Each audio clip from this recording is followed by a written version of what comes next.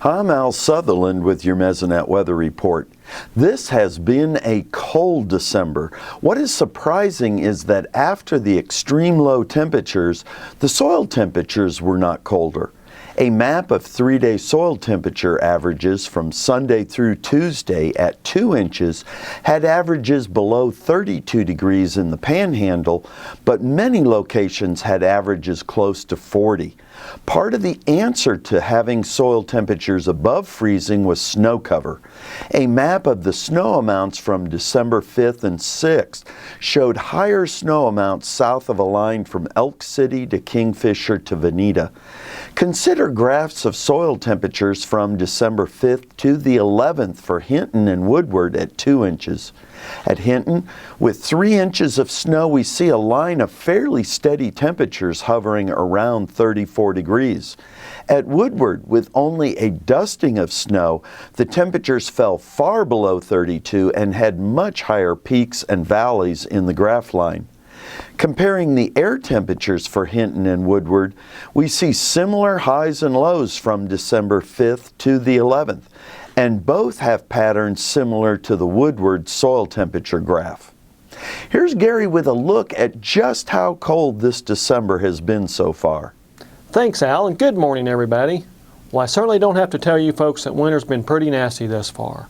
We've had a couple of battles with snow and ice already, and temperature's been downright frigid. Seems like the Arctic around here.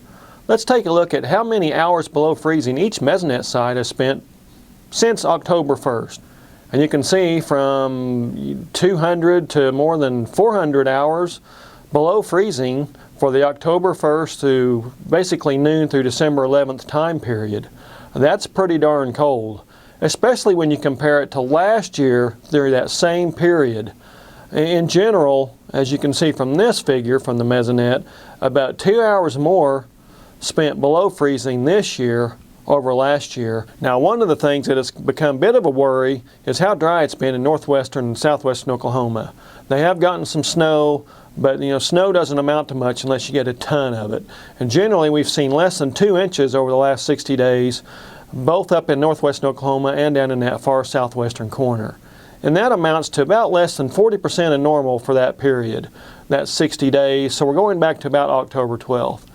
Take those deficits and then you add the long-term water stresses from those areas, from the 3 years worth of drought that we've had already.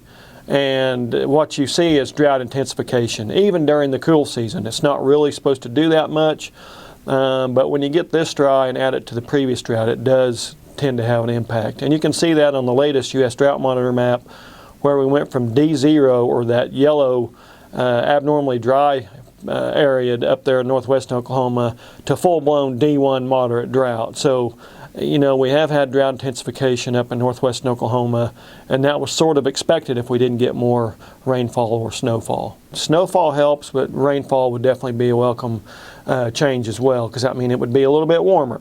All right, that's it for this time. We'll see you next time on the Mesonet Weather Report.